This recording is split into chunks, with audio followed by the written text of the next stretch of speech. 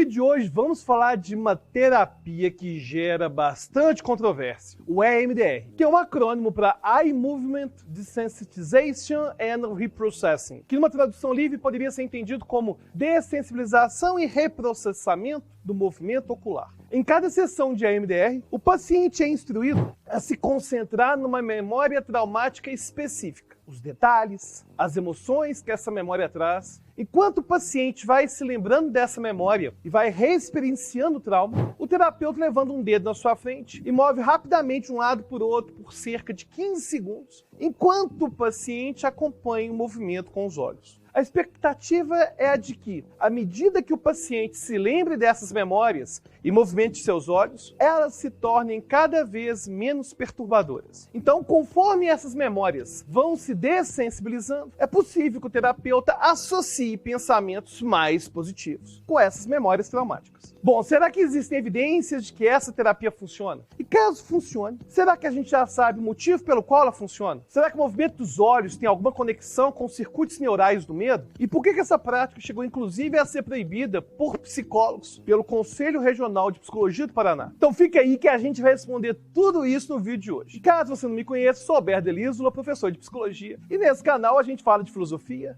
neurociência e, é claro, de psicologia. Bom, então vamos falar das origens do EMDR. Em 1987, Francine Shapiro, na época uma estudante de psicologia, estava andando no parque quando percebeu que os movimentos laterais dos olhos pareciam diminuir a emoção negativa associada às suas próprias memórias angustiantes. Devido à sua própria experiência, Shapiro assumiu que os movimentos dos olhos tinham algum tipo de efeito dessensibilizante. Aí, com o passar do tempo, ela passou a se debruçar sobre a ideia de usar esse movimento ocular na terapia. Essa terapia é usada principalmente para tratar vítimas de transtorno do estresse pós-traumático. E como o próprio nome diz, o transtorno de estresse pós-traumático é um tipo de transtorno de ansiedade que pode se desenvolver em pessoas que vivenciaram um evento traumático. Às vezes, mesmo que já tenham se passado anos. As vítimas desse transtorno continuam tendo as suas vidas abaladas por pesadelos, flashbacks, fuga de situações que relembrem o trauma, reações exageradas a estímulos, ansiedade, privação de sono, humor deprimido e sentimentos persistentes de raiva e até mesmo de vergonha. Aliás, já gravamos um vídeo aqui no canal sobre transtorno de estresse pós-traumático. E como dito no início do vídeo, em cada sessão de EMDR, o paciente é instruído a se concentrar numa memória traumática específica. Enquanto o paciente vai se lembrando dessa memória e vai reexperienciando o trauma, o terapeuta levanta um dedo à sua frente e move rapidamente de um lado para o outro por cerca de 15 segundos, enquanto o paciente acompanha o movimento com os olhos. Aos poucos, essas memórias começam a se dessensibilizar e conforme essas memórias vão se dessensibilizando, é possível que o terapeuta associe pensamentos mais positivos com essas memórias. Será que temos evidências de que esse tipo de terapia funciona? Vamos lá. A EMDR é um tipo de terapia de exposição. Quando as pessoas têm medo de alguma coisa, elas tendem a evitar os objetos, animais, atividades ou situações que lembrem do medo ou que trazem o medo. Ainda que essa evitação toda possa ajudar a reduzir os sentimentos de medo a curto prazo, a longo prazo, essa evitação pode tornar o medo ainda pior. E nas terapias de exposição, os psicoterapeutas criam um ambiente seguro para expor os indivíduos às coisas que eles têm medo, às coisas que eles evitam. A exposição aos objetos, atividades ou situações temidas em um ambiente seguro vai ajudar a reduzir o medo e vai diminuir a evitação. As terapias expositivas são do tipo mais antigo e mais estudado de terapias para fobias e traumas. E existem inúmeros tipos de terapias de exposição. Toda terapia em que o cliente é convidado a se expor a uma condição aversiva é um tipo de terapia expositiva. Por exemplo, imagina que alguém tenha glossofobia, que é o medo de falar em público. Uma terapia expositiva poderia se basear em fazer ensaios mentais onde o paciente fala em público. Ou até mesmo convidar o paciente a se expor bem devagar a esse tipo de atividade. Por exemplo, começar com apresentações para pequenos grupos de amigos e bem aos pouquinhos ir aumentando a exposição e aumentando essa situação aversiva de se falar em público, até que a pessoa se habitue,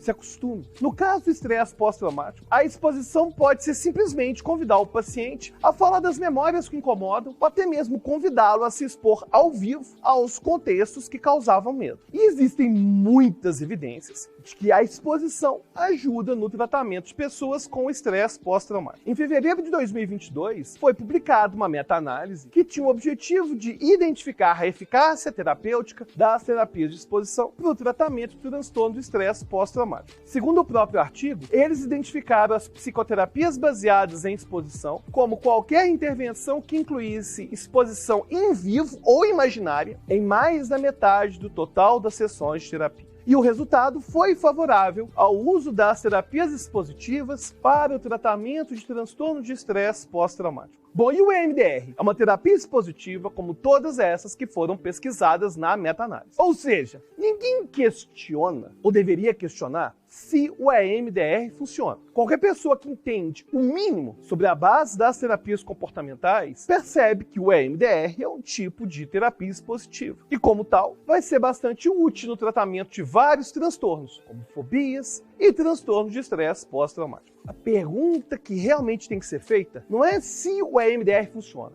e sim se o movimento ocular tem alguma função nessa terapia ou se o EMDR vai funcionar só porque é um tipo de exposição. Há muitas evidências examinando o uso da terapia EMDR como tratamento para transtorno de estresse pós-traumático. Um dos poucos estudos randomizados e controlados sobre a eficácia do EMDR foi publicado em 2018. O nome desse artigo poderia ser traduzido como o uso do EMDR em terapias que vão tratar o transtorno de estresse pós-traumático. Uma revisão narrativa sistemática. Essa revisão confirma que o EMDR é eficaz no tratamento do transtorno de estresse pós-traumático. No entanto, essa pesquisa não pesquisou especificamente sobre movimento ocular. Ou seja, o simples fato de a terapia de EMDR envolver exposição já indica que vai ser útil no tratamento desse tipo de transtorno. Lembra do exemplo que eu dei sobre a pessoa ter medo de falar em público? O simples fato de ela resgatar uma memória aversiva envolvendo o problema de falar em público já vai ser terapêutico, mesmo que ela não movimente os olhos. Inclusive, uma pesquisa realizada em 2006 queria justamente identificar se o movimento dos olhos fazia alguma diferença. E nessa pesquisa, compararam a eficácia do EMDR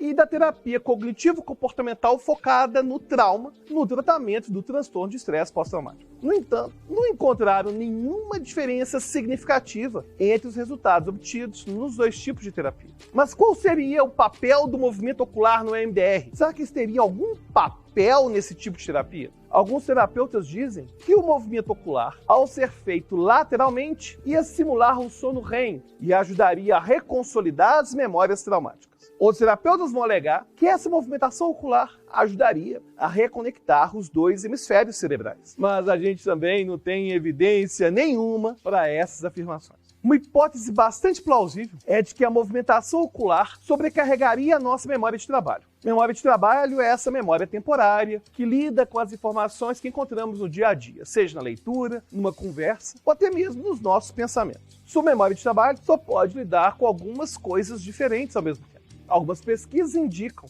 que se sobrecarregarmos a memória de trabalho, sobraria menos espaço para a gente pensar em sentimentos negativos. Agora, por mais bizarro que possa parecer, existem algumas pequenas evidências que essa movimentação ocular também poderia dessensibilizar o trauma por meio da desativação da amígdala. E essas evidências, ainda que bem pequenas, surgiram numa pesquisa que foi feita em 2018. Resumindo tudo isso, sim, já temos bastantes evidências da eficácia do EMDR para tratamento de transtorno de estresse pós-traumático. No entanto, a gente não tem muitas evidências ainda de que a movimentação dos olhos seja tão determinante para que essa terapia funcione.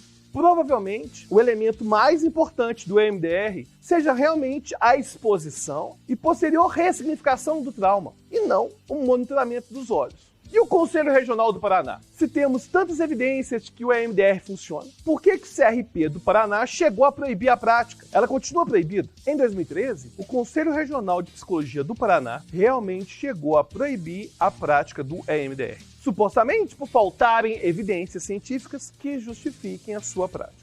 Acontece que, em 2014, a nova chapa, que passou a representar o Conselho Regional de Psicologia do Paraná, voltou atrás e se pronunciou da seguinte maneira sobre essa questão. Cabe esclarecer que o posicionamento contrário ao EMDR ocorreu na gestão anterior do Conselho Regional de Psicologia do Paraná. A atual gestão é tempo de diálogo, tem outra compreensão do que se refere à utilização das práticas ditas não convencionais ou alternativas em psicologia. O grupo defende e sustenta uma postura de abertura e diálogo. E é nesse sentido que compreendemos que as práticas psicológicas são dinâmicas e acompanham o desenvolvimento da história.